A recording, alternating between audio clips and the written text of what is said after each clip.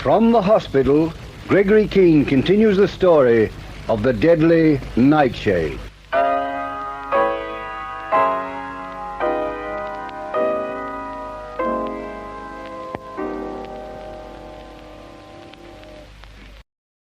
You know how the situation's developed.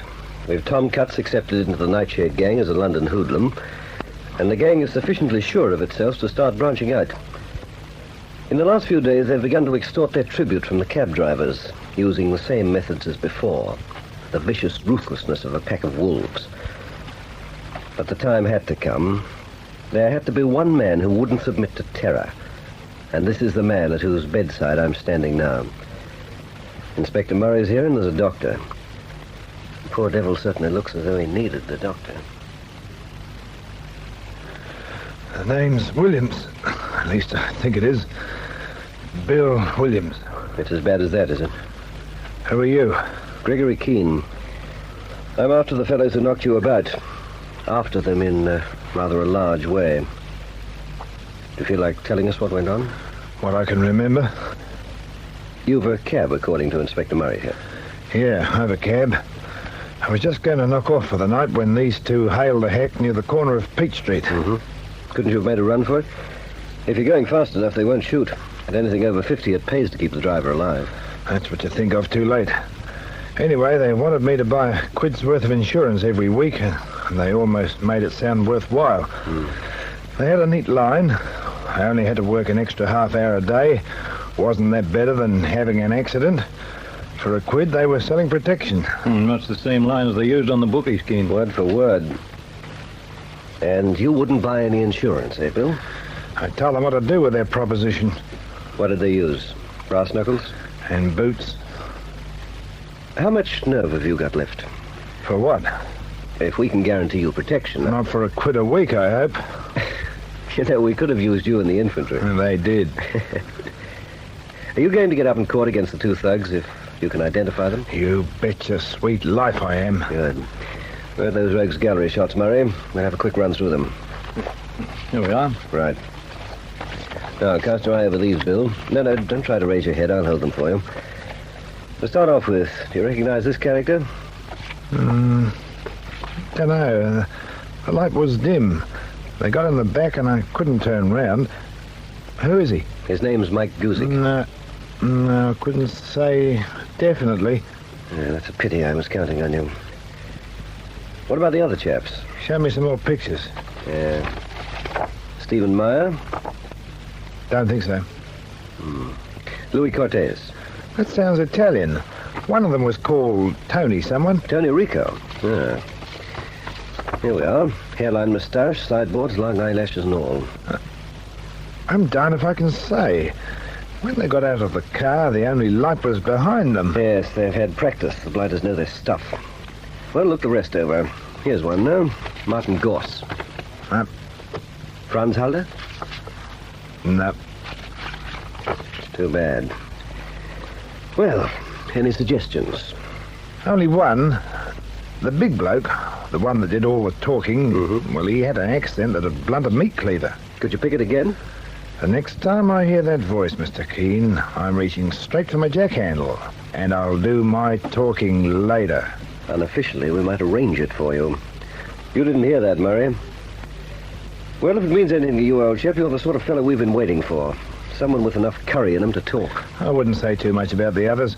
If I had a wife and kids, I'd chip in that quid a week fast, but I haven't.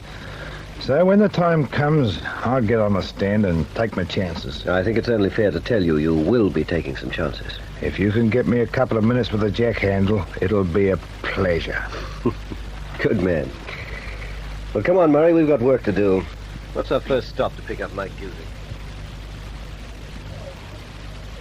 So, Mike Guzik was taken by the police an hour ago. Oh, the fool. The stupid, blundering fool. I don't see why you have to get into such a frenzy. You've always taken this sort of thing into account. Someone had to go to the police, and apparently it was the taxi driver, William. It could have been any one of the drivers Guzik approached last night. When we began the NightShade ring, our aim was never to emerge from the shadows, never to be forced into the open. No, we're not in the open. When the police take Mike Guzik for questioning, they are getting too close for comfort. I don't know what it is, Felix, but I am uneasy. I have a feeling that we are not as secure as we believe. No, you've been staying indoors too much. We need more exercise. I take all the exercise I require. But not enough to prevent you indulging yourself in morbid fancies. Carlotta, will it make you happy if we get rid of this fellow Williams? Why not? It will give Mike Guzik another selling point for his insurance. Very well. I'll take care of it myself. Now, do pull yourself together. If there's one thing I simply can't endure, it's a carping woman. Pour yourself a drink of something. Do you want to hear about Barnes? Yes. Right. Well, Nick Barnes arrived safely in Singapore. He's made his 2 bookings for Hong Kong. Martin Gorse is leaving for Hong Kong tonight to meet him there. So long as he returns alone. You know, Felix, Nicky Barnes must have been a very stupid fellow for all his good looks. What belated discovery have you made about the chap now? The fact that we could not possibly afford to let him live. It should have been perfectly obvious to him. Well, apparently it wasn't. I have just realized we are already referring to Nicky Barnes in the past tense. Well, naturally. Why not? Martin Gorse will go after him like a stoat after a rabbit. And very soon we'll be able to refer to the taxi man Williams in the past tense, too. Darling, is there any of that bonded scotch left? Oh, yes, I think a little. Pour for me, will you? I want to get back over the bridge to see what I can find out about Mike Guzik. Darling, for heaven's sake, don't drown it. All right, Paul. Sit him down there on the other side of the table, facing the light. Now then, Guzik. You know me, don't you? Yeah, you're Inspector Murray. You think you're smart, maybe. Fella don't do nothing but cops is coming. Cops go bang on the door, say, get up. I'm not sleeping good. I'm just getting some sleep. Cops say, you come to Phillip Street. Where do you think this is, Warsaw? If we were in Warsaw, Guzik, you'd be hanging on a hook. Where were you tonight? What time tonight? Between 10 and 11. I'm at the cinema. What cinema? She's the Palace in Oxford Hills. I'm with 2 other fellows, Franz Halder and Jake Wolf. Then we go to Jake's place, drink a little wine. It's not good, it's giving me a headache. Then I go home. We have a different lot of information altogether. We have information that you and another man tried to extort money by threats from a taxi driver named Williams. Then you battered him about in a lane off Peach Street. Me do a thing like that? That's the most terrible thing I ever heard, Inspector. Quiet a minute, Guzik. Yeah? We have about enough, I think, Murray. That's a good microphone you're using. He's going on the tape with practically no distortion at all. Good. Wait for me. You don't hold me here, Inspector. You ask Franz Haller, Jake Wolf. All night I'm with them. You are being held on suspicion, Guzik. All right, Paul, take him down to the cells. Yes, sir. Come along, you.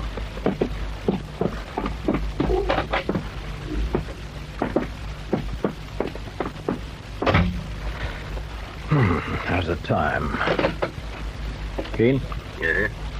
Let's get going back to the hospital. Let's hope Williams meant it when he said he'd remember Guzik's voice for 20 years.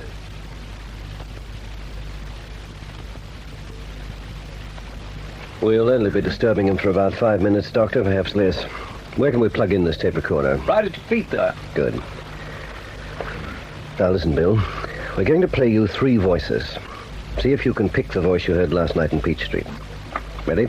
You play it, Major. I'll pick it. Here we go. I am telling you, Inspector, I never heard of this guy Williams. And I didn't beat up no taxi driver in Peach Street, neither. Definitely not. Try again. Just a minute. Here we go again. Where were you last night? She's late. I'm with my girl. You're trying so different.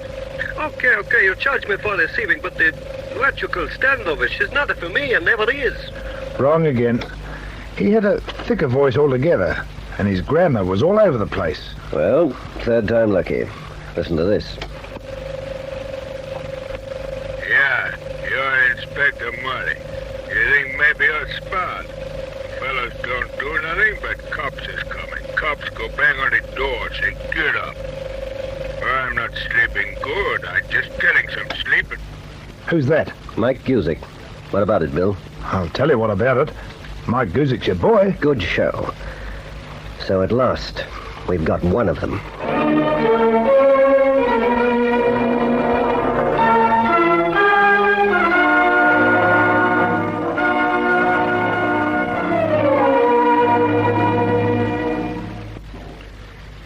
I know, this fellow Guzik is not the biggest fish in the sea, but he's just about the size we need.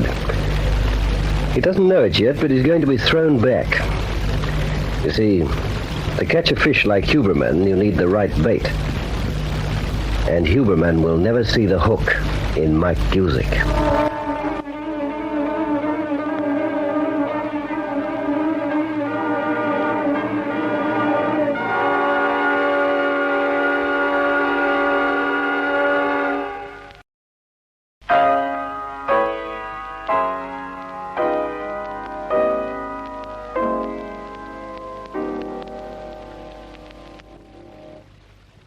Sherry Reed has a visitor at the Cunningham Towers in the next chapter of this story of intrigue, Deadly Nightshade.